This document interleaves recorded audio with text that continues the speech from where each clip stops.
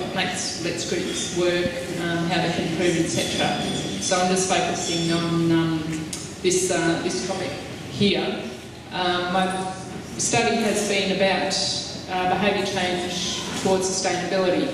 So it's sort of starting with the genetic influence on our brain, how our brain works, and then also cultural influences. So our socialisation systems, our education systems, political and economic systems, how they all influence how our brain works. And then looking at how community initiatives can sort of rewire our brain, but also change our broader political economic systems, which have such an effect on our behaviour. So this is the summary of what I'm going to be talking about. Firstly, a concept of sustainable health and well-being. So I really think this underpins how firstly that our brains can function optimally, but also how society can function optimally. And that's based on our basic needs. So what makes us happy, what gives us life satisfaction, and these are the things that we evolved with, that sort of became hardwired in our brain. I did put just a slide on with regards to Let's Groups of sort of thinking slightly more laterally, and people sort of started doing this already, but just got sort of one slide on. Just imagining if you had unlimited resources, because that seems to be a big stumbling block, is, well, we don't have the either financial resources or people resources. The one thing that we're doing in Tasmania is Work for the Dole initiatives. There's a huge opportunity, I think, here with Work for the Dole. Then a bit about sustainability by stealth, which is an idea of how we can change our politics. The repercussions of the end of growth. So I think this is where our societies are coming to around the world, as we sort of have invested hugely in this growth model, but it is coming to an end. So what are the repercussions of that? And the idea of living well Tasmania, which is sort of taking the Let's model and exploring how that can actually change our broader political and economic systems. So sustainable health and well-being. So this is really saying that if we all just work towards our own health and well-being, then in actual fact that can solve the problems of environmental sustainability and economic sustainability as well. Because the conditions of human health and well-being are actually, we have a basic need for contact with nature. We have a basic need for good, positive social relationships with each other. So, if we can satisfy those, then that leads towards sustainability.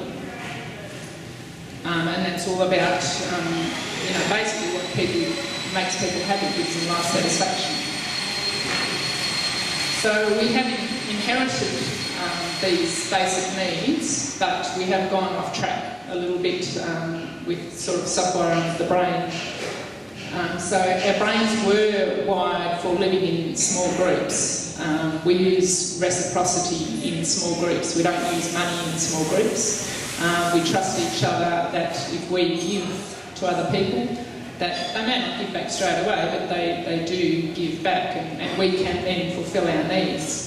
But once we started moving beyond small group living, we needed money because we couldn't trust. We have this innate wariness of strangers. That's another survival mechanism. It's perfectly normal as a survival mechanism, but it causes huge problems when you're going beyond that small group living. So we invented money, and then money has become co-opted as, humans always find a way of trying to make living easier.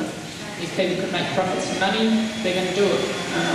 That's completely understandable that has happened, and that now has become this huge problem.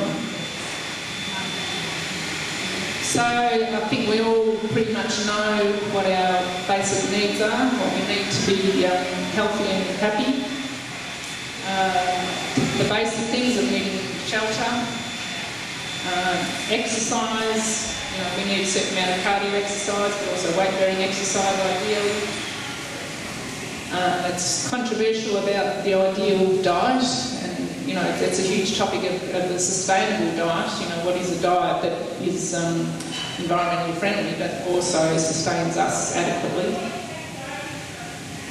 We know we need a certain amount of sleep, we need rest and relaxation, and I think meditation is also something that is really necessary for good health, and whether that's formal meditation or informal meditation. So of course positive social interaction, and using a range of skills. Over time, specialisation has been a way that we have managed to increase standards of living, increase productivity, but it also means that you're using a narrower range of skills, and I think we really need that broader range of skills. Having control over your work, I think, is also a huge thing that we really need for mental health. So once we start working for somebody else who controls our work, and if they have different ideas about productivity than we have, I think that causes huge problems. Contact with nature. I also think that music is a basic need. I think if you're deprived of music, then that can affect your mental health. But basically, the importance of balance is one particularly important aspect. So, going overboard with exercise, going overboard with work, going overboard with worrying about, your diet to sort of, make sure that it is as environmentally friendly as possible, but also, looking after what you need exactly in your diet. I think going overboard with that sort of thing, it's all about balance. But if you are able to balance those things, then you are much better able to handle stress. You can much more integrate with communities, and this thing called emotional intelligence, and that's a good underpinning of positive social relationships. So the question is, why do we sometimes find it hard to do healthy things? Why do we sometimes find it hard to find this balance? And that's obviously a huge topic in itself.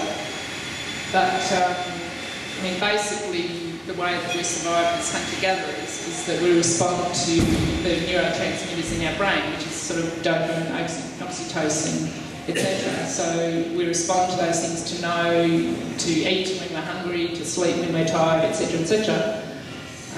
So those things normally work pretty well, but over time with cultural evolution, of the emergence of hierarchies, the emergence of the market economy, etc., we start to lose those connections. So we no longer get the neurotransmitter effect. For certain things like exercise, we start to lose that connection. So basically we become imbalanced. So just one thing, and that's a huge topic in itself, is about rewiring of the brain, but one aspect is synergic satisfiers, and Tony talked about the concept of synergy. And with synergic need satisfiers, like a need satisfier is obviously just something that you do to fulfill a need. So you eat when you're hungry, you exercise when you need to move your body. But a synergic satisfier satisfies a number of needs with the same activity. So being involved in a community garden is a classic one, because you're fulfilling your need for positive social interaction, for contact with nature, for getting nutrition, good nutrition, a bit of exercise. It depends on how vigorous you are with your gardening. But that's a classic one. So the idea of experiential learning in social psychology is a concept of mere exposure, which to me is about reawakening those links in our brain. So even though our society sort of doesn't focus on a balance of exercise, and well, it is starting to now, but we never forget those connections. So experiential learning for me is a bit about just reawakening those connections in the brain. And I'll come to sustainability by stealth, but that's the thinking behind it, is that if you inadvertently experience these things, then your brain says, oh, hey, yeah, that does make me feel good, you know, even though I don't have these other aspects of life telling me that I should go out and exercise. When I do it, I do feel good. So it's reawakening those connections. And I think Let's and community exchange provides a huge opportunity for that. Intentional communities is another one. So some of the things that when you're in a Let's group, it can expose you to some of these bigger questions of life. So what can I offer in my Let's group? What skills do I want to develop? You know, really, what do I want to do in my life? Do I want to live in this community, or do I want to go travelling? It's those bigger sort of questions. What am I naturally drawn to? You know, what are my sort of predispositions for what I enjoy doing? And then, you know, what are my needs? Do I want to sort of try and be individually as self-sufficient as possible? Or do I really want to work in with the community and, you know, maybe I specialise a little bit more in one area and then ask for help in other areas? And trust is a huge issue. So when I was talking about that we evolved for small group living, so we trust people in our small group, but we're wary of people that we don't know. We're not really sure if they're going to be reciprocal or not. So the trust issue is a huge issue. You don't want to have blind trust, because we are all human, so we are all fallible. We're always going to want to find the easy way to do things, and sometimes that might mean sort of exploiting other people, and we tend to do that with strangers more than we do that in our small group. So it's finding that balance between blind trust and no trust at all. So redistribution, how much do we produce ourselves and then redistribute it to other people who may be less capable of producing themselves? Or how much do we, you know, talking about the role of the coordinator and trying to empower people to produce themselves? So, you know, how much do we sort of try and do that is a question. Measuring success, I think stats are really good in terms of you don't really know what's going on until you can have some sort of way of measuring things. But it also can be dangerous if you're not looking at exactly what you're measuring and why you're measuring it. Because if you've got a huge amount of trades in your group, that is not necessarily a measure of how each individual is sort of, you know, well balanced in terms of providing enough for themselves and not getting other people to do things that you could do yourself. So yeah, it's really thinking about how you measure the success of your group, because you know the idea of import substitution. If we're trying to be more self-sufficient in our small communities, should we be really focusing on trying to make the things that we would otherwise import, which have a huge ecological footprint? So a group that is really able to work on that, you know, I think that's a big advantage. Things like the number of social events, that can be another measure of a good group.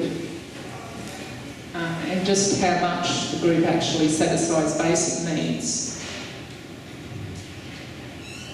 So this is where, you know, imagine that you did have well-funded coordinator positions. So, you know, things that you can do, which people are already doing. Induction for new members, training, finding mentors for, because with the problem that you have to declare your income from Let's if you're already working in an occupation, if you can train somebody who hasn't worked in a particular trade, you know, That's a big problem with a lot of let's groups. They don't have many tradies. But if you can train unemployed as a tradie, then they don't have that initial history of working in occupations, so they don't have to claim it, declare it on their tax. So that's one way of getting around that. I think the reputational feedback system is really important. So that could be developed further. Running social events, not just in your big locations, but also in your small locations. I mean, it doesn't matter if only 4 or 5 people turn up. You know, that could grow over time, but at least it's a start of getting people connected more. Public meetings, which are not necessarily focused on promoting a Let's group, but it's more about, you know, it's a bit of subtle outreach, I guess, looking at what, you know, your town actually needs, and then, you know, looking at how your Let's group can work in with that. Workshop calendars, you know, I'd love to run workshops on sustainable health and wellbeing as an example.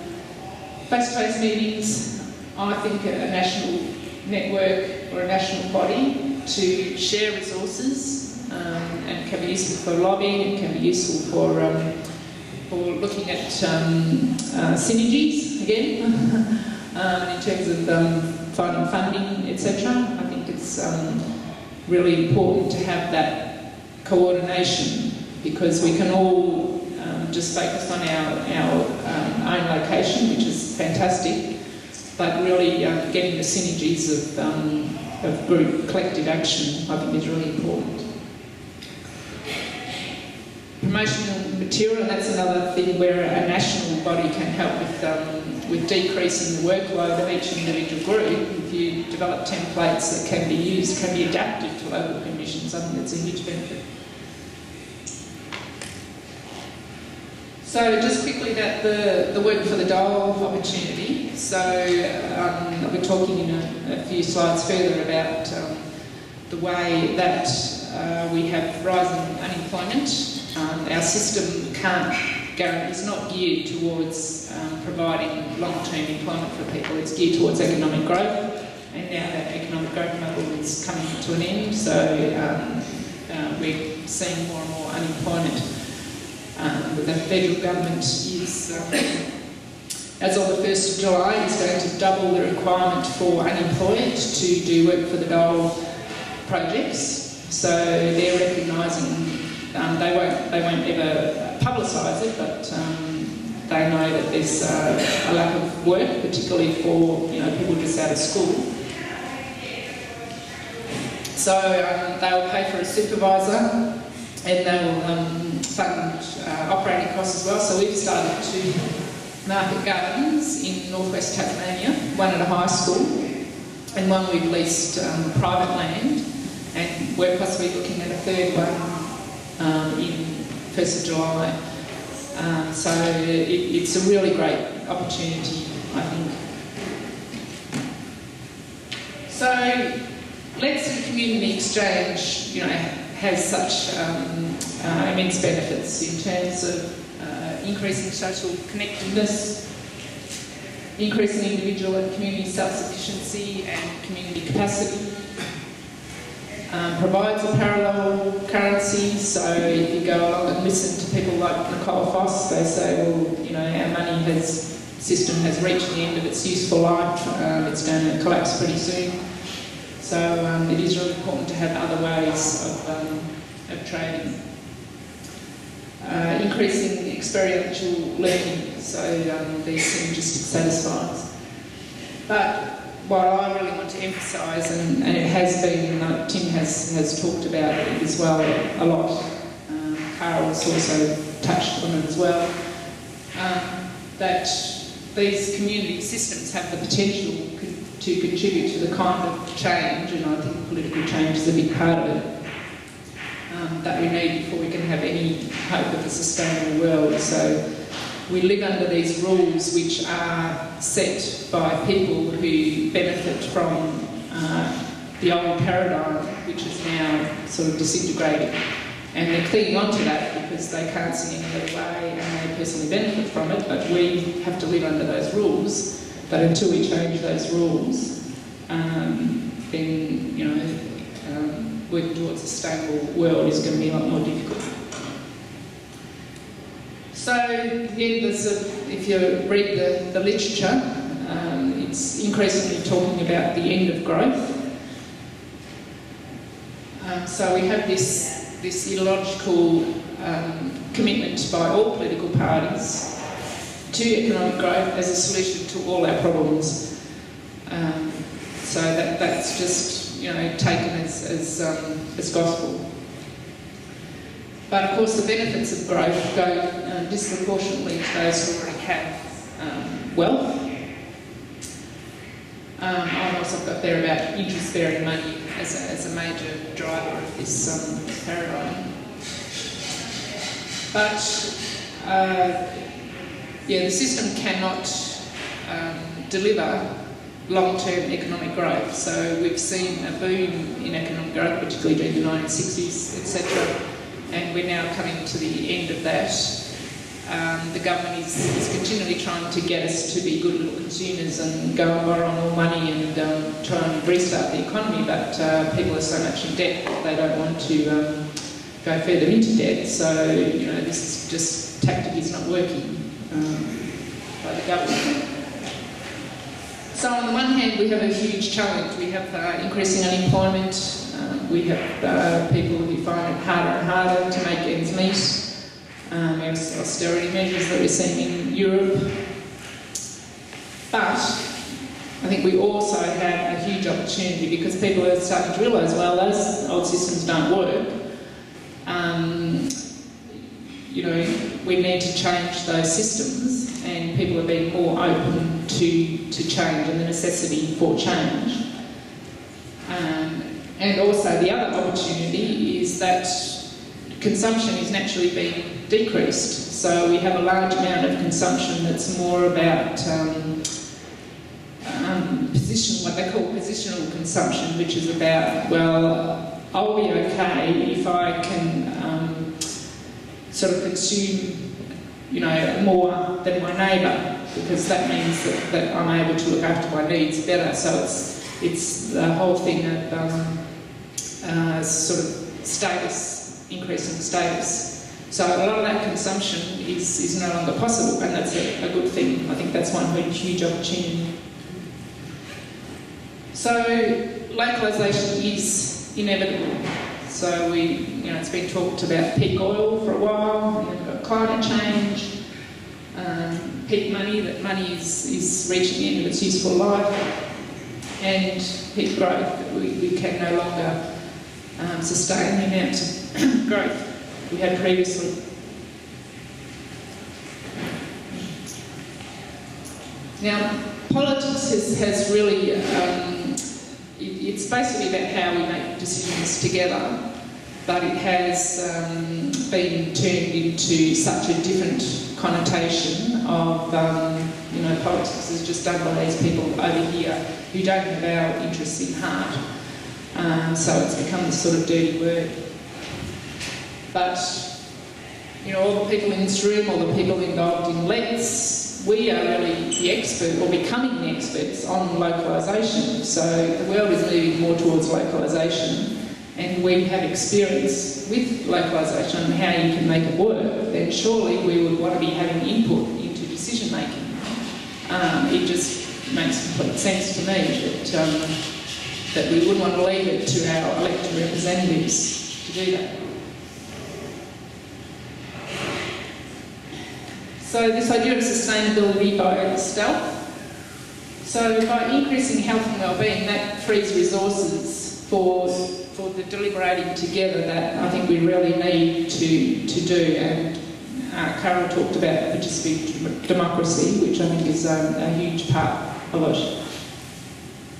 So focus on increasing health and wellbeing can increase sustainability, but the problem with the conversations about sustainability in the broader society is that people either think you can have sustainability on the one hand, or you can have economic security and you can have jobs on the other hand, but you cannot have both together. This is the mind frame I think that is in the broader society.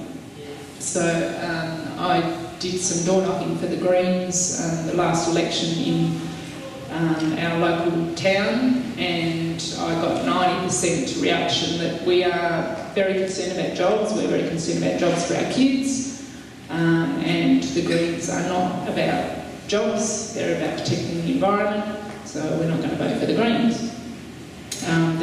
Unfortunately, the Greens have not been able to sell the message that there are other jobs that people could be doing rather than mining, forestry, etc. So I think we have to have sustainability by stealth in that respect. And then linking the two, that you can, like through LETS, you can change social norms, and then that can change political systems. So this idea of living well Tasmania, which is still sort of an idea in development, but hopefully we'll start in August this year, starting off as a community initiative to promote the health and wellbeing of Tasmanians. So Living Well Tasmania aims to improve cooperative behaviours and the capacity of communities to satisfy just your everyday basic needs. So, exactly what LETS does. So it aims to reduce concerns about lack of employment, which is, as I said, it's so much on people's minds at the moment, and a lack of money. So it recognises that economic insecurity is a barrier to sustainable health and wellbeing. So there's a saying in the farming community, and I'm married to a farmer, so I can really relate to this, that it's very hard to be green when you're in the red. If you've got, you're worried about economic problems, then it's very hard to think about other problems at the same time. So the three ways that Living Well Tasmania would try and promote the message that this is a more sensible way to go, that LETS, or community exchange, people can be employed on a non-profit basis without relying on for-profit employment. Can strengthen individual and community capacity, partly by changing the policies that affect both of those. And the idea of a guaranteed basic income, which probably not many people would have heard of that idea before, but guaranteed basic income is sort of saying, instead of you working for an employer and getting paid for it, guaranteed basic income is where everybody gets a certain amount of money, enough to live on reasonably comfortably. So then you're breaking that link between employment and your economic security.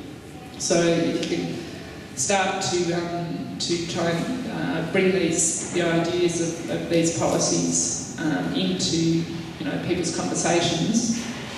I think that's the way it could be heading. And the basic idea about the Living Well Tasmania idea is starting off with demonstrating policies that can make a difference. So the normal, what we're used to normally, is that political parties will form their policies, and if they get into power, they will then either demonstrate, or more often they'll fail to demonstrate, that they have the capacity for delivering on these promises. So Living Well Tasmania would reverse that basic paradigm. Firstly, it will demonstrate that it has a particular vision of doing things differently, and that it can deliver new approaches. So, for instance, with the work for the Dole project is a different way of, or it can be a different way of addressing things.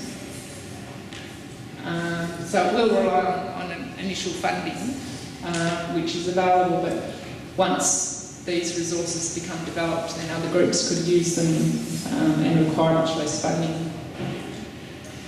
So the basic idea is to have a Living Well hub or a Living Well centre in every town.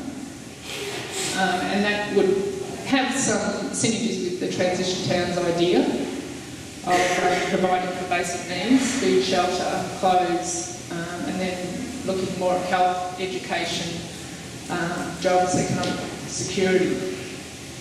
So we've got this idea that a job is about, you know, where you go and work for somebody and get your money and then you use your money to satisfy your needs. But this is looking more at separating those two things. I mean, meaningful work is such a huge part of health and well-being. So it's really looking at how we can actually provide meaningful work.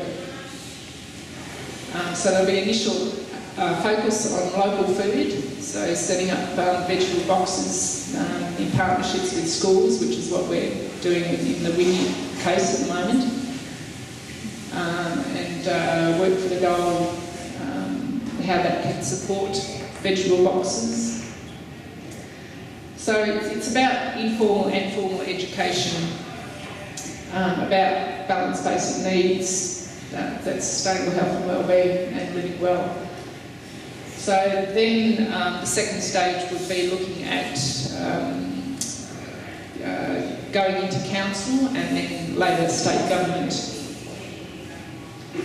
So these are the two phases, the education phase and the policy change phase. So the timelines are looking at a Wynyard pilot starting in August 2015, and then looking at council elections and state elections, which will happen in Tasmania in 4 years' time. So we sort of have a 3-year lead time for that. And you know, a lot of that early work would be doing public meetings, you know, consulting with people, doing door knocking, letterboxing, etc., to promote the idea of living well Tasmania.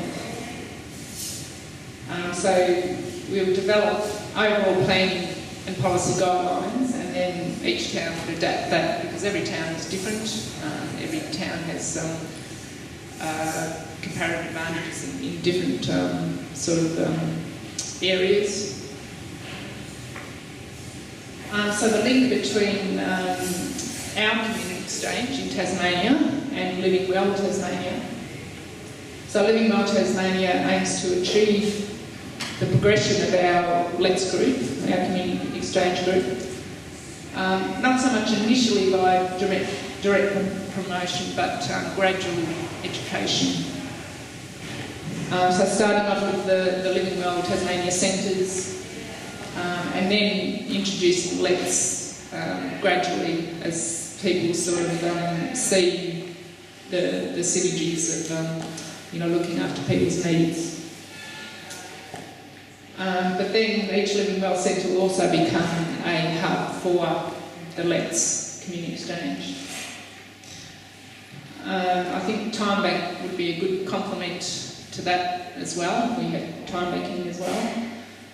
And establishing social enterprises is really important, you know, non-profit social enterprises. Social events could be combined, Living Well Tasmania and the Community Exchange. But one thing we've sort of started a little bit of talking within our, we have an environmental group that auspices the Community Exchange, the census group in Tasmania, and I've started talking to them a little bit about this idea, and there's some reluctance to say that, well, this is political.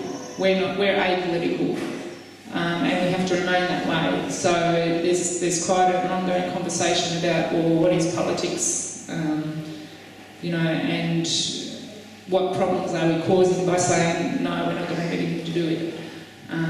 So it's sort of, you know, it's very much a dialogue about that. So in conclusion, I think we're at a really critical time in history, and I think it's an amazing time to be around at the moment, of where people are disillusioned with the current politics and economic systems. But if and when we have monetary collapse, you know, some people say, well, it's inevitable. So when that occurs, people do go into panic mode. and complete, head for the hills sort of survival mode. That's just how human nature is. So we're sort of in between those two at the moment, and I think a huge opportunity before people start panicking too much, that this is the time for change. So increasing community and individual self-sufficiency is really important, but until we change the laws that are currently controlled by those who benefit from inequality, sustainability is unlikely to happen. So, until we change the laws to prevent irreversible changes from climate change, it's not only sort of the resources now, but we need to keep resources for future generations, of course. And I think that we can do it. That's just sort of 3 words there about being patient, persistent, and passionate. You could add probably a lot of other words to that as well. But I think that the movement is building enough that we're getting enough momentum to see a way forward. So if you're interested, it's obviously very new, early in the development. So maybe at the next conference I can provide an update and people can see, maybe this can sort of work to have a bit of change. So thank you very much. I don't think we've got time for any questions.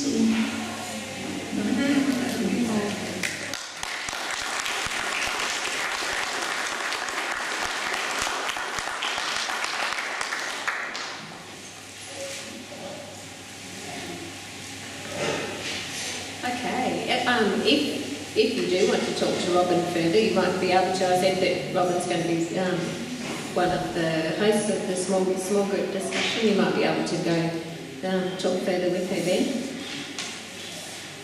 So now we'll move into the first of the small group discussions. Belle is over at the table. She'll be talking about Let's and business. So anybody that's interested in talking about how Let's works in your business, okay, go that way. Bernie's on that corner of the room. With Community Garden. Alison, you can stay right where you are and be in this corner. Talking about admin forum questions and answers. And Katie Lou will come down to this side to answer any more questions about the savings pool.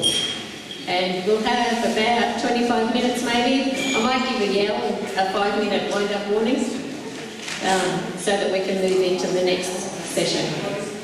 Thank you. So was there a chart with what's happening that I saw before? Is there a chart with there? Okay. Thank you.